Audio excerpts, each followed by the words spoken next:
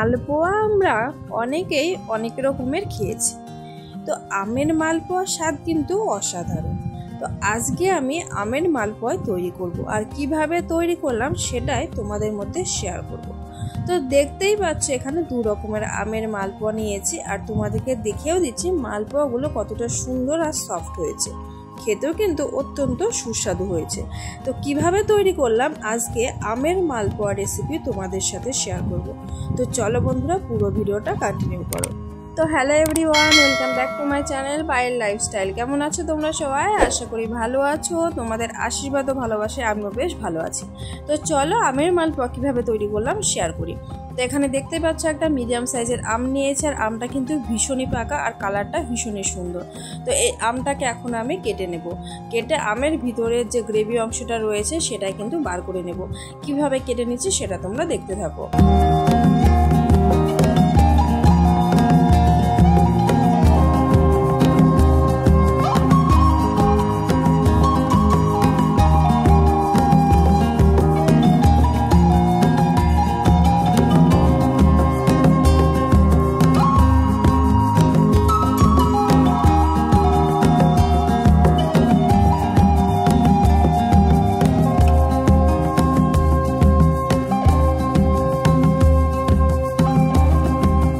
পাকা আমের গ্রেভি অংশগুলোকে এইভাবে ছুরির সাহায্যে কেটে নিচ্ছি। কেটে নেওয়ার পরে এই গ্রেভি অংশটাকে কিন্তু আমি মিক্সারে পেস্ট করে নেব।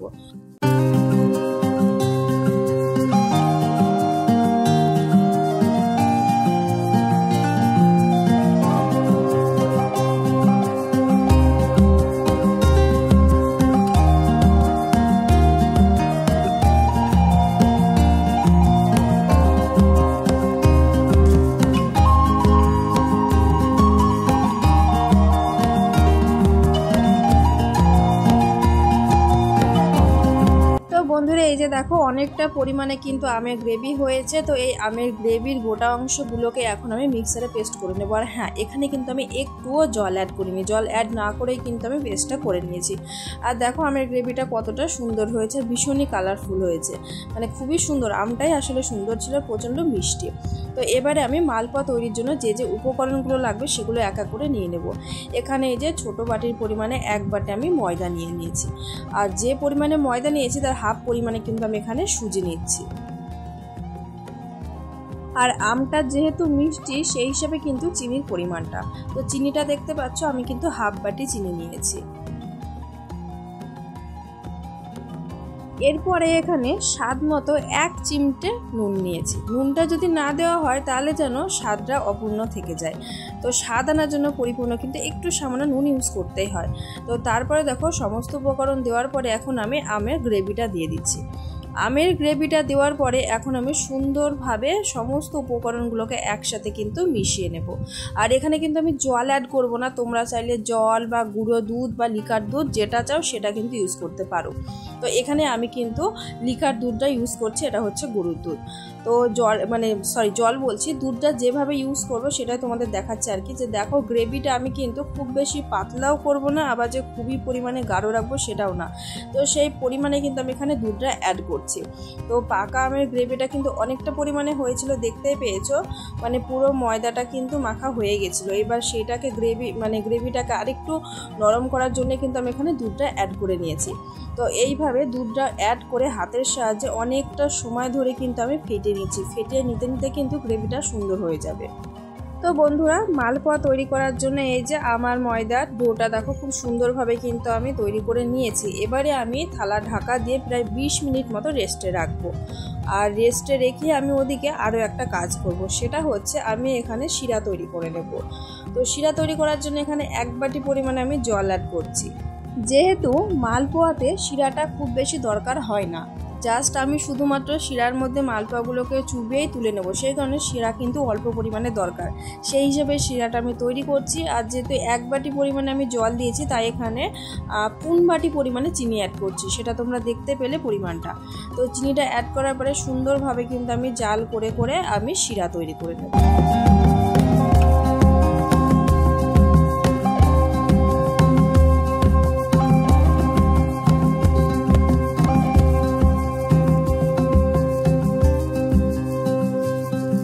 এরপর চলে এলাম 20 মিনিট পরে। তো এই যে দেখো গ্রেভিটা খুব সুন্দরভাবে কিন্তু স্মুথ হয়ে গেছে। তো এবারে কিন্তু এখনও একটা জিনিস অ্যাড করা বাকি রয়েছে, সেটা হচ্ছে বেকিং সোডা। অনেকেই কিন্তু সাথে সাথে অ্যাড করে দেয়, মানে শুরুর দিকে আর কি। তো আমি কিন্তু শুরুর দিকে অ্যাড করিনি, আমি কিন্তু এখন অ্যাড করছি, কেননা এটা মানে অ্যাড করার পরে বেশিক্ষণ কিন্তু রাখতে নেই সেই কারণে। তো এখন কিন্তু আমি অ্যাড করে সাথে সাথে কিন্তু আমি মালপোয়াগুলোকে এক এক করে ভেজে নেব। তবে তার আগে দেখো আরও একবার সুন্দরভাবে কিন্তু আমি ফেটিয়ে নিচ্ছি। মানে এই ডোটাকে তুমি যতটা সুন্দরভাবে ফেটিয়ে নেবে ততটাই সুন্দর কিন্তু হবে মালপোয়াগুলো। তো এখানে দেখাচ্ছি, এখানে একটা দেখো আমি হাতা নিয়েছি, হাতাটা দেখতে পাচ্ছ একটা গোল সাইজের। তো এই হাতার পরিমাপে কিন্তু আমি হাফ হাতা করে গ্রেভি নেব আর তেলের মধ্যে ছেড়ে মালপোয়া এক এক করে তৈরি করে নেব। তো চলো কড়াই প্রথমে এই যে রিফাইন্ড অয়েল দিয়ে দিচ্ছি।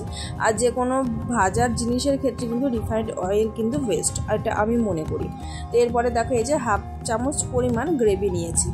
তো এবারে আমি তেলের মধ্যে কিন্তু এই গ্রেভিটাকে দেখো সুন্দরভাবে ছেড়ে দেবো। আর কীভাবে দিচ্ছি সেটা কিন্তু দেখে নাও। এই যে এক জায়গাতে কিন্তু আমি এইভাবে দিয়ে দিলাম। এখানে আমি একটা করেই কিন্তু আমের মালপোয়াগুলো তৈরি করছি। তোমরা চাইলে দুটো করতে পারো, তবে যেহেতু কড়ার মাপ দেখতে হবে, আমার কড়াইটা কিন্তু গোল আকারে, সেই কারণে আমি একটা করে দিচ্ছি। যে কড়াইগুলো ননস্টিকের কড়াই চ্যাপ্টা টাইপের হয় সেখানে কিন্তু তোমরা দুটো বা চারটে করে কিন্তু মালপোয়া ভাজতে পারো একসাথে। তো আমার কড়ার মাপ হিসেবে এখানে কিন্তু একটা মালপোয়াই ঠিক আছে। তো একটা একটা করে মালপোয়া কিন্তু ভেজে নিয়েছে। আর মালপোয়াগুলো দেখো ভীষণই সফট আর সুন্দর হয়েছে, কালারগুলো দেখতে পাচ্ছ খুব সুন্দর। তো আমি এই মালপোয়াটাকে আরেকটু সামান্য পরিমাণে ফ্রাই করে নেব, ব্রাউন কালার করব আমি আর কি।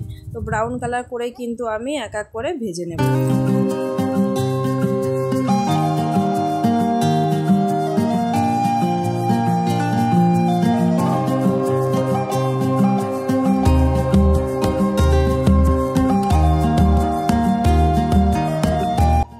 তো দেখো মালপোয়াটা কিন্তু ভাজা হয়ে গেছে, আর এই যে দেখো আমি তুলে নিয়েছি। আর কতটা সফট হয়েছে দেখেই কিন্তু বোঝা যাচ্ছে। তো একই পদ্ধতিতে প্রত্যেকটা মালপোয়া কিন্তু আমি এভাবেই তৈরি করে নেব।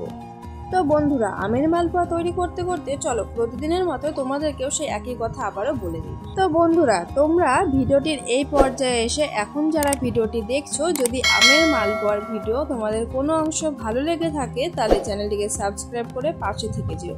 আর মিষ্টি করে একটা কমেন্ট করে যেও, সেই কমেন্টের মাধ্যমে চলে যাব তোমাদের পরিবারে। সাধারণ ভিউয়ার্স, ইউটিউব ফ্যামিলি ফ্রেন্ড সকলকে অসংখ্য ধন্যবাদ ডেইলি আমাকে সাপোর্ট করার জন্য, আমার পাশে থাকার জন্য। এইভাবে আমার পাশে থেকে আমাকে সাপোর্ট করো।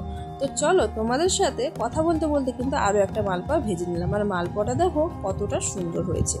তো এইভাবেই সমস্ত মালপোয়া কিন্তু আমি ভেজে নিয়ে চলে এলাম। আরও একটা কথা বলি, এখানে কয়েকটা মালপোয়া দেখো আমি একটু বেশি পরিমাণে ভেজেছি, কেননা যে মালপোয়াগুলো আমি রসে ভিজে নেব সেগুলোকে একটু কড়া করে ভেজেছি। আমার কিন্তু রসে ভেজানো মালপোয়াগুলো একটু কড়াভাবে ভালো লাগে খেতে। তোমরা চাইলে হয়তো আর একটু হালকাভাবে ফ্রাই করতে পারো, সেটা তোমাদের উপর নির্ভর করছে। তো যে মালপোয়াগুলোকে আমি একটু কড়াভাবে ফ্রাই করেছি সেই মালপোয়াগুলোকে দেখো এই যে রসের মধ্যে একটু করে চুবিয়ে নিচ্ছি, আর তারপরে দেখো সাথে সাথে কিন্তু তুলে নিচ্ছি। তো এইভাবে কিন্তু প্রত্যেকটা মালপোয়া আমি রসের মধ্যে চুবিয়ে তুলে রেখে দেব। আর এই মালপোয়াগুলো কিন্তু খেতে ভীষণই ভালো লাগবে। আর হ্যাঁ, মালপোয়া কিন্তু রসের মধ্যে একেবারে চুবিয়ে রাখবে না, তাহলে কিন্তু গলে যাবে, কেননা মালপোয়া এমনিতেই নরম হয়, আর রসটা পেলে কিন্তু আরও নরম হয়ে যাবে সেই কারণে।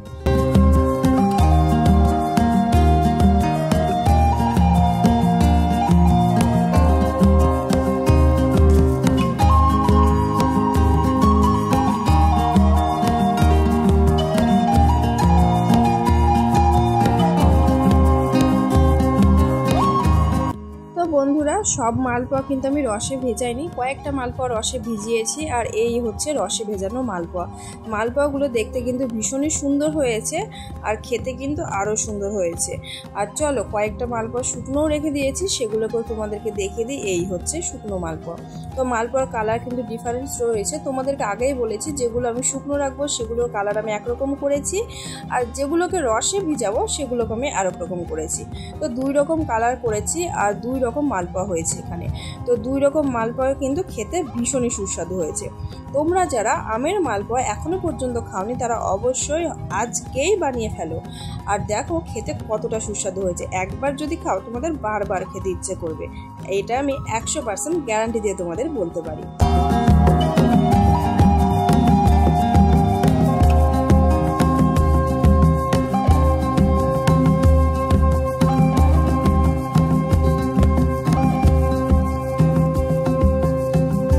বন্ধুরা ভিডিওটি প্রায় শেষের পর্যায়ে চলে এসেছি, আর ভিডিওটা পুরো দেখবে। আমের মালপোয়া রেসিপি কেমন লাগলো অবশ্যই কমেন্টের মাধ্যমে জানাবে। দেখা হবে নতুন কোনো ব্লগের সাথে। ভালো থেকো, সুস্থ থেকো বন্ধুরা, টাটা।